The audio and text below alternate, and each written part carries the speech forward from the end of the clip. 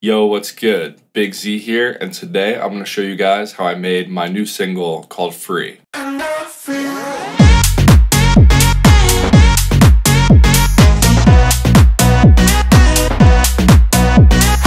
It just came out today on all streaming platforms, so you can check it out down below if you want to hear the full thing. So I'm going to show you how I chopped up the sample, how I made the bass. I'll talk about the drums. I'll show you the instruments and synths that I used. And of course, I'll talk about the vocal processing at the end. And I feel free. So the whole track started with this old school sounding sample that I found on Splice.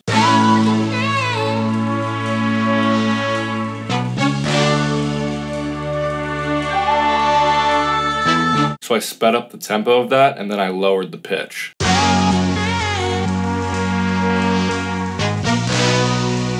Then I chopped that up in the Logic sampler. And this was the melody I came up with.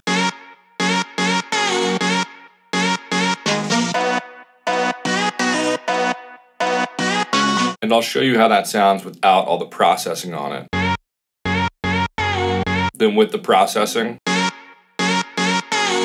so what I'm adding is just some compression, OEK sound soothe, some saturation, some EQ. I'm making it wider with Ozone Imager. Then I have this filter I'm automating throughout the track, a little bit of ping pong delay, and then this Endless Smile plugin I'm just automating during some parts. But that processing really makes a huge difference in bringing that sample to life. In the background of the verses, you can hear the sample too. It's just chopped up a little differently. They're acting more like chords underneath the vocal.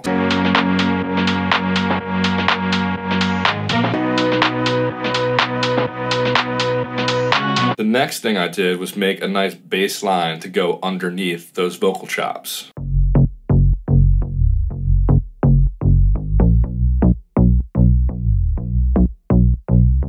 And you can see I'm adding some pitch bending down here just to make it a little more exciting.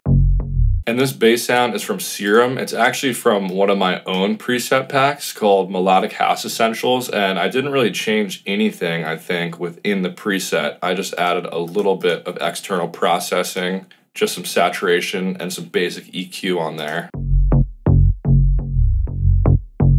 But I thought that bass line worked really well with the sample on top of it. For drums, I wanted some heavy house drums to really carry the track and add some power to it. And that all starts with this kick drum, which is a really nice sample. Then for the clap, I've got two different layers here. For the open hat, I have a few different layers just to make it sound more full too. Then the rest of the drums down here are just adding groove to the whole loop.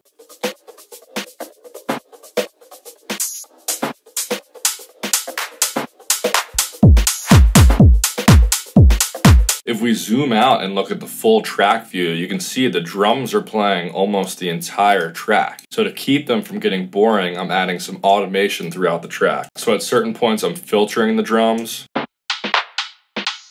During the build-ups, I'm adding some reverb to them. And I have some gain automation on there too. But it is really helpful having the percussion and the drums keep the beat moving forward in the verses. So in the second half of the drops, I needed to add some instruments or synths or something to keep the energy moving, and that's when I added this guitar riff and piano chords.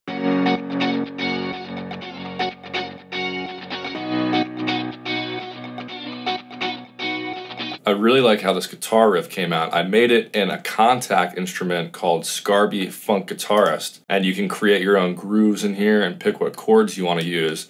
So that's how I ended up with this.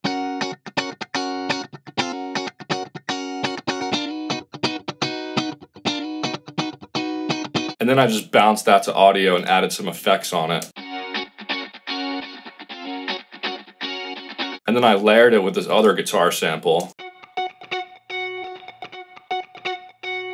That's a Splice guitar sample that I just chopped up there. But those two guitar layers together sound really nice. Then Then I have the piano chords underneath, just adding some more power.